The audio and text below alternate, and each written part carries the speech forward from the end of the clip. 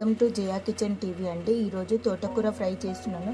తోటకూర 4 కట్టలు తీసుకోవాలి.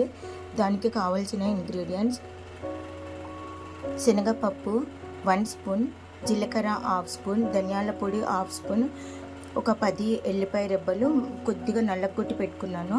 టేస్ట్కి తగినంత సాల్ట్, కొంచెం 1/2 స్పూన్ పోపులు, 1/2 spoon haldi powder, 1 spoon oil, 10 ఎండుమిరపకాయలు, ఒక గుప్పెడు పుట్నాల పప్పు, ఒక కట్ట కొత్తిమీర పుట్టి పెట్టుకొని ఆకుకూరను సన్నగా తరిగి కడిగి ఇలా జాలీలో వేసుకోవాలండి. వాటర్ అంతా వెళ్ళిపోతుంది. ఒక బాండీ పెట్టుకొని దాంట్లో ఆయిల్ వేయాలండి. దీంట్లోనే పోపులు వేసుకోవాలి. ఎల్లిపాయ కూడా వేసుకోవాలండి.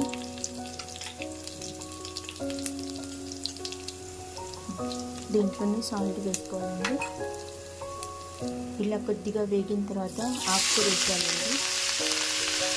ఇలా మంచిగా తిప్పేసి కాసేపు మూత పెట్టాలండి.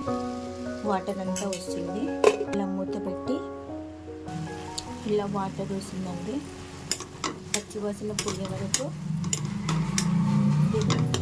ఫ్రై చేయాలండి.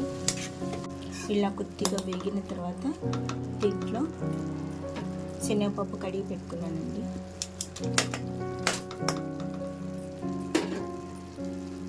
కొద్దిగా తోటకూర వేగిన తర్వాతనే శనగపప్పు వేయాలండి, లేకపోతే పచ్చివాసన వస్తుంది. ఇలా శనగపప్పు వేసి మళ్ళీ మూత పెట్టాలి. ఇంకా వాటర్ వేసుకోవాలి. ఒక మిక్సీ జార్లో పుట్నాల పప్పు వేయించొద్దండి, పచ్చిదే పోయాలి. వేరుశనగకాయలు వేయించి పెట్టుకున్నాను. ఎండుమిర్చి వేయించి పెట్టుకున్నాను.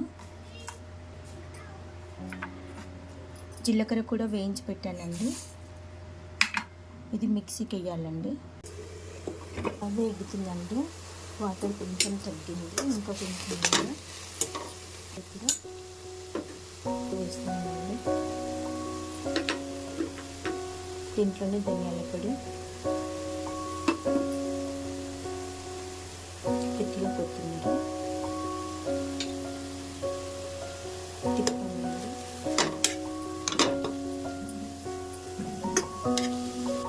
4 కట్టలకు 4 టేబుల్ స్పూన్ల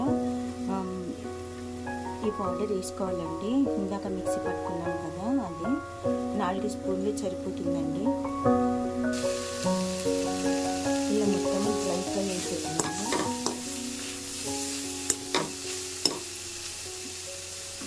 దీంట్లోనే పౌడర్ మొత్తం వేసేయాలండి.